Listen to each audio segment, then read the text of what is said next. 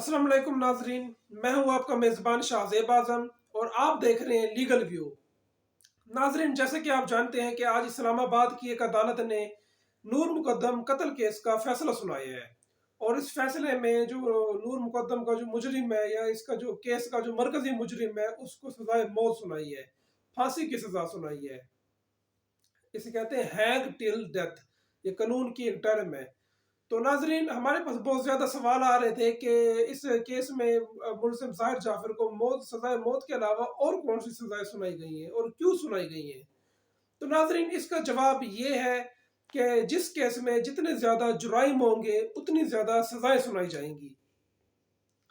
जैसे कि हम इस केस को अगर एक समरी की सूरत में बयान करें तो मुलजिम ज़ाहिर जाफर के कौन कौन से जुराइम थे, तो इसकी एक फहरिस्त है जिसमें नंबर 1 उसका जो जुर्म है वो है कि अगवा करना।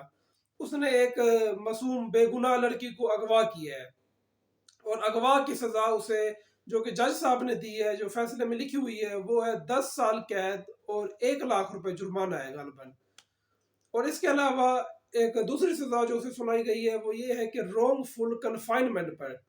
रोंगफुल कन्फाइनमेंट का क्या मतलब है नाजरीन? इसका मतलब है कि आप किसी को गैर कानूनी तौर पर उसकी मर्जी के बगैर आप अपनी तहवील में रखते हैं, हस्ब भेजा, जिसको आप गैर कानूनी तौर पर अपनी तहवील में रखते हैं, उस पर तशद्दुद करते हैं।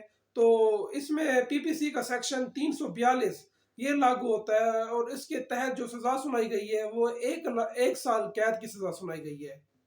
और ये एक रोंगफुल कन्फाइनमेंट है। अगवा में अलग सजा सुनाई गई है, गैर कानूनी तौर पर तहवील में रखने पर अलग सजा सुनाई गई है।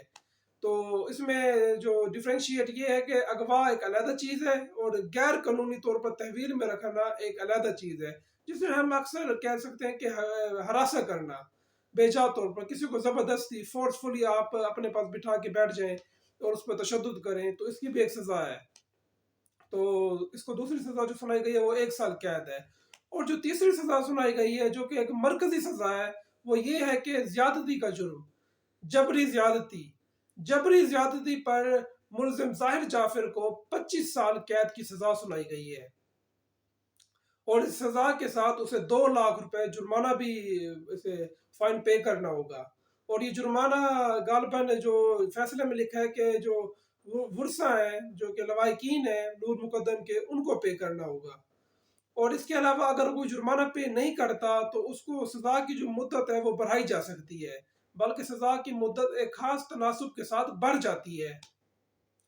और जो चौथा और जो उसका मरकजी जुर्म है वो ये है कि उसने कत्ल किया है, ज्यादती की अलग सजा सुनाई, कत्ल की अलग सजा है, अगवा, रोंगफुल कन्फाइनमेंट, इनकी अलग सजा है। और जो कत्ल की उसे सजा सुनाई गई है वो है उसकी मेन या उसकी मरकजी सजा, और वो है सजाए मौत, हैंग टिल डेथ। सजाए मौत की सजा सुनाई गई है उसे और इसके साथ उसे 5 लाख रुपए जुर्माने की सजा भी सुनाई गई है। लेकिन ज्यादातर जो जो बड़ा जो केस होता है, जो बड़ी कैपिटल पनिशमेंट होती है, उसको फोकस किया जाता है कि जो कैपिटल पनिशमेंट होगी उसी के मुताबिक ही सजा सुनाई जाएगी।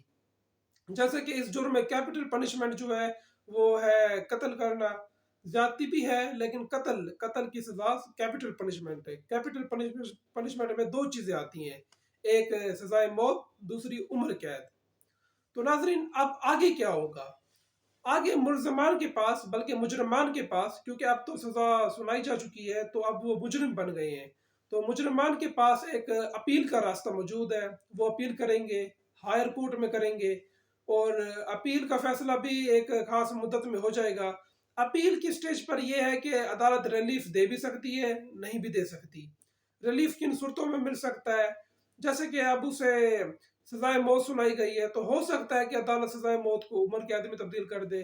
और जो दूसरी सजा 25 साल की सजा सुनाई गई है उसमें हो सकता है कि अदालत उसे 20 साल कर दे या 15 साल कर दे। और हो सकता है कि अदालत उसकी सजा या उसकी एप्लीकेशन मुस्तरद कर दे, क्योंकि ठोस शवाहिद तो मौजूद है इस केस में। अगर इस केस को देखा जाए तो इसमें ठोस शवाहिद मौजूद हैं। तो सजा जो है वो हमेशा ठोस शवाहिद की बुनियाद पर ही सुनाई जाती है, केस के एविडेंस को देखा जाता है, फैक्ट्स को देखा जाता है, उसके बाद ही जज साहब किसी भी मुमकिन नतीजे पर पहुंचते हैं। तो नाजरीन, मैं उम्मीद करता हूं कि आपके सवाल का जवाब क्लियर हो गया होगा। मुझे मेरी अगली वीडियो तक के लिए इजाज़त दीजिए। अल्लाह हाफिज़।